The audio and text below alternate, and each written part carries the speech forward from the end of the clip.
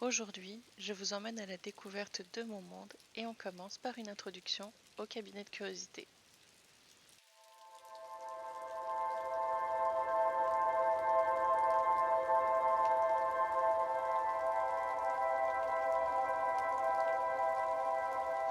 Alors, un cabinet de curiosité, qu'est-ce que c'est?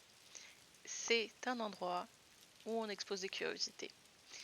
L'endroit importe peu, ça peut être une pièce, un meuble ou parfois une maison entière.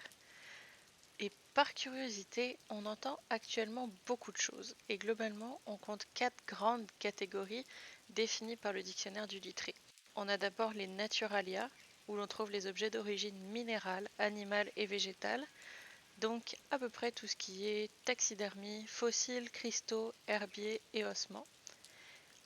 Les artificialia, où sont regroupés les objets anciens et l'art, les bijoux, les antiquités, les collections de boîtes à gâteaux en métal, on vous voit, tout ça, ça va dans cette catégorie.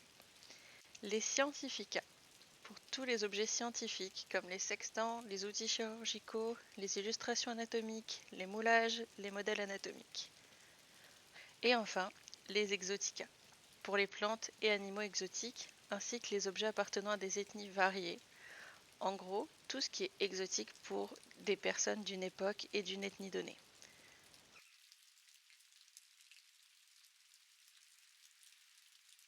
Dans le but de faire découvrir des choses ou de confirmer des croyances, les cabinets de curiosité sont apparus à la Renaissance en Europe.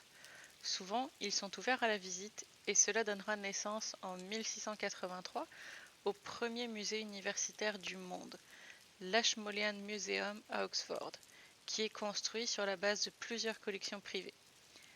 L'intérêt scientifique de ces collections est en quelque sorte officialisé par ce regroupement dans un musée. Les cabinets de curiosité chez des particuliers n'ont pour autant pas disparu et il était toujours possible d'aller boire son thé chez son ami pour découvrir sa nouvelle corne de licorne. Au cours de l'histoire, il y a eu plusieurs critiques, tantôt sur le côté ridicule de dépenser autant d'argent pour des objets entre guillemets sans intérêt, mais la critique que je retiens le plus est celle de Lamarck, un naturaliste du XIXe siècle. Il écrit sur le tort que cela a pu faire à la science, car pour avoir une belle collection, on choisit uniquement les plus belles pièces, en négligeant les plus petites, moins belles, qui ont pourtant un intérêt scientifique égal. Mais également, parfois, on utilise ces objets pour produire de l'art avec, ce qui les dénature et brise leur intérêt scientifique. Et je rajouterai également, comme commentaire personnel, que certains de ces objets pouvaient mal être étiquetés.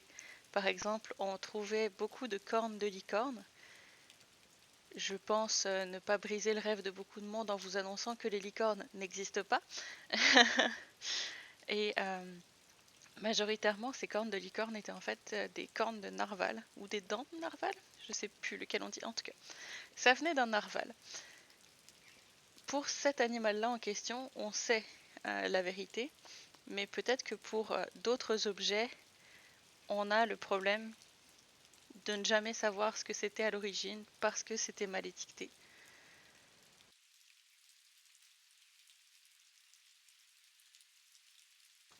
Et aujourd'hui, comme vous le voyez, ils existent toujours.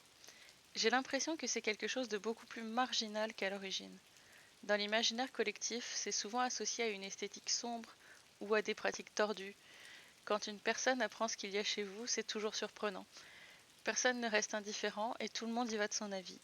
Soit c'est étrange, soit vous êtes terrifiant, soit c'est fantastique. Tout dépend de vos curiosités, évidemment.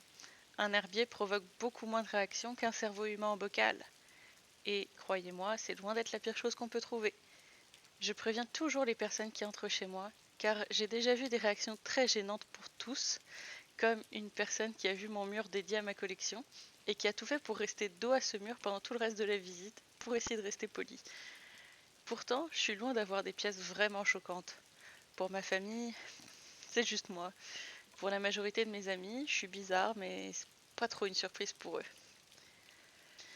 Grâce à Internet, aujourd'hui, c'est très facile de trouver des personnes avec qui discuter et poser des questions sur certaines pièces, chercher des objets précis, chercher des précisions sur ce qu'on a trouvé.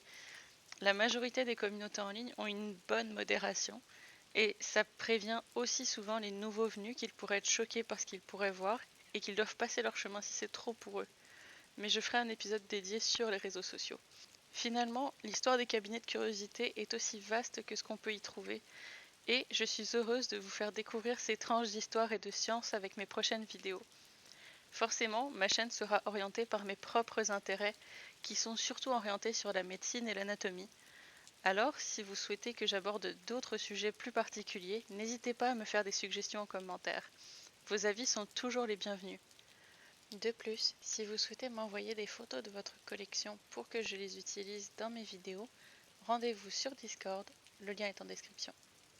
Je n'ai pas encore décidé d'une fréquence de publication, mais je ferai de mon mieux pour avoir une vidéo par mois, peut-être une tous les 2 semaines s'il s'agit de plus petites vidéos.